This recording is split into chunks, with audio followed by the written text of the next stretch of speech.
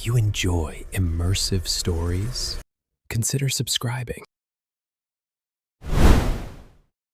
Night wraps the building in an oppressive silence. On the third floor, apartment 23, Sarah's eyes suddenly open. 2:45 a.m., always 2:45. Her forehead is beaded with sweat. Her breathing is short and jerky. She stares at the ceiling, motionless, as if listening to something we cannot hear. After a long moment, she pushes back her damp sheets and gets up with difficulty. She remains seated on the edge of the bed, rubbing her face with her trembling hands. Again. Sarah walks barefoot down the hallway, dimly lit by the orange glow of the streetlights filtering through the windows. The apartment is silent, too silent. All that can be heard is the ticking of a wall clock, somewhere. She walks past Isaac's closed bedroom door, then a third door, the one they use as an office. At the end of the hallway, there's a framed photo, Sarah and Isaac, younger, smiling in front of their building on the day they moved in. 5 years already. Sarah turns on the small lamp above the sink rather than the ceiling light. She opens the refrigerator, staring at its contents without really seeing them. She finally takes out some leftover quiche and places it on the counter. She takes a plate from the cupboard. Her movements are mechanical, absent. She stares at her vague reflection in the kitchen window, overlooking the building's inner courtyard. Something in her gaze suggests that she hasn't been sleeping well for a long time. Click, a tiny sound, almost imperceptible. Sarah freezes, the plate halfway between the cupboard and the counter. In his bedroom, Isaac opens his eyes. He remains motionless in the dark, alert. His eyes move towards his bedroom door. He has heard something. Quietly, he pushes back his blanket and listens. Muffled noises coming from the kitchen, cupboard doors opening and closing. His gaze turns to the baseball bat leaning against the wall near his dresser, a remnant of his college years. He grabs it and gets up silently. Isaac moves slowly, bat in hand, dodging the creaking floorboards. He goes to check Sarah's door. It's closed. He frowns. He decides to back up, carefully and cautiously passing by the office door before continuing on his way. He quickens his pace slightly, his heart pounding. Don't move. What the? Isaac, what's gotten into you? Are you trying to kill me or something? Sarah? But I thought you were asleep. Your door was closed, I thought. He thought what? That a burglar had come to cook in our kitchen? I'm sorry, really. I heard a noise and didn't see you come out of your room. I thought, damn, I'm really sorry. It's okay. It's just, I'm a little on edge these days. They've cleaned up the mess. Isaac and Sarah are now sitting across from each other at the small kitchen table. 2 new plates in front of them, with reheated quiche. A steaming teapot sits between them. So, 3 a.m. How many nights has it been now? 7, maybe 8. I've lost count. Still the same nightmare? Not exactly a nightmare. It's like I feel something's wrong. A presence. Like someone's watching me while I sleep. Have you thought about seeing someone? I mean, chronic insomnia isn't trivial. And say what? Doctor, I always wake up at 2:45 a.m. with the feeling that there's something bad in my apartment. They'll just prescribe me sleeping pills and send me to a shrink. Maybe seeing a shrink wouldn't be such a bad idea. I mean it in a nice way. You've been through some tough stuff this year.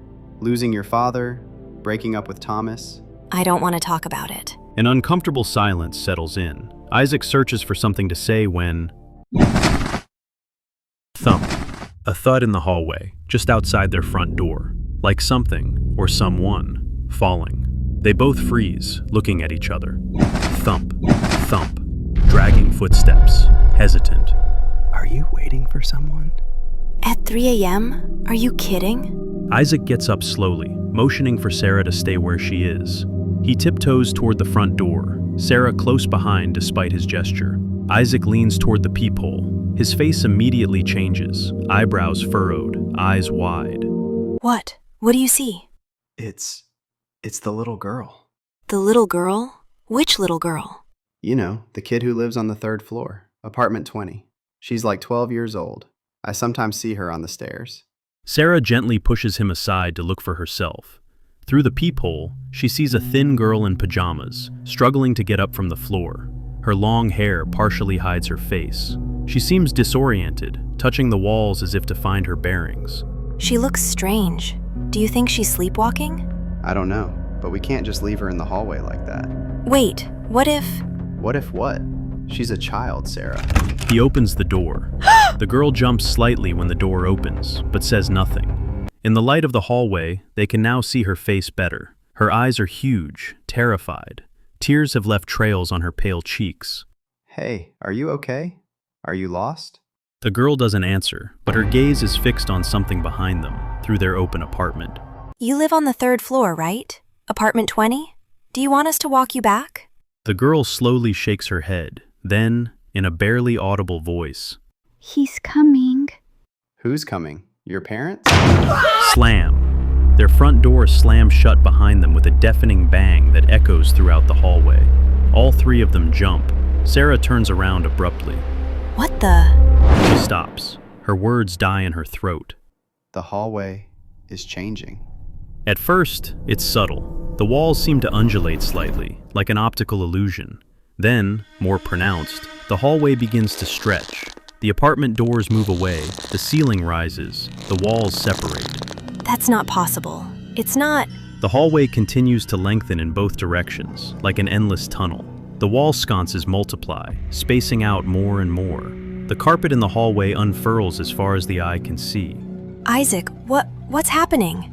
Then they hear it. Tap, tap, tap, tap. Light footsteps running. A child's footsteps. They turn their heads. The girl is already far away, very far away, running down this impossible hallway that stretches endlessly before her. Wait! Without thinking, he sets off in pursuit. Sarah, after a second's hesitation, as if she were wondering if all this is real, decides to follow him. They run. The corridor continues to stretch out before them, creating the impression that they are not moving forward, despite their efforts. Isaac passes a door. He sees the number, 15. Wait, what? Sarah, the numbers. Sarah catches up with him and looks too. Door 13, then 12. But are we running in the wrong direction? Our apartment is 23. We should be going towards the higher numbers, not... She looks behind them, in the direction they came from, where their door, number 23, should be. There is only darkness, and that darkness is advancing, gaining ground, swallowing the wall sconces, one by one. The numbers are going down, but we're running forward. It doesn't make sense. In front of them, the girl continues to run. She is now far ahead, passing the doors that continue their impossible countdown. 11, 10, 9. The girl. She lives on the 3rd floor, just like us. How can she keep running ahead of us into... What madness is this? Isaac, what? She doesn't finish her sentence. The very logic of space has broken down. So, what do we do? Do we go back?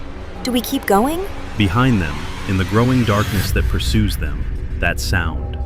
Heavy footsteps, slow, deliberate, clack, clack, clack. Someone is walking towards them in the dark, towards the decrease in numbers. That someone is standing probably between them and the number 23. The realization sinks in. There is no going back to the apartment. Let's keep going. Let's follow the girl. They resume their run, passing doors with decreasing numbers. 8, 7, 6. Ahead of them, now far away, the girl stops. She frantically tries to open the doors. No, no, no. Sarah and Isaac finally catch up with her, completely disoriented. Isaac looks at the number on the door in front of them. 3. We ran for minutes, and we went from 23 to 3? That's impossible. None of this is possible. Look. She points in the direction they came from. The hallway behind them now seems endless, stretching out infinitely. It's impossible to see where they started. Just this darkness that keeps advancing, now swallowing doors 12, 11, 10. It's catching up with us. The girl continues to try the doors. Door 2, locked. She moves on to the next one. What's going on? Why are the numbers going in the wrong direction? Your apartment is 20. How can you... The girl turns to her with a haunted look. There is no sense here. No logic. Only his order. She tries the next door. In this impossible geometry, it is now door 27. It finally opens with a creak. 27? But we just passed 2 and... The darkness behind them has quickened. So have the footsteps. Clack, clack, clack. Faster now. Closer. The young girl waves frantically at them before disappearing inside 27. We'll think about it later. We don't really have a choice anyway. They look at each other for a split second, a silent communication of 5 years of friendship, then cross the threshold together, leaving behind them this hallway where the laws of space no longer make sense.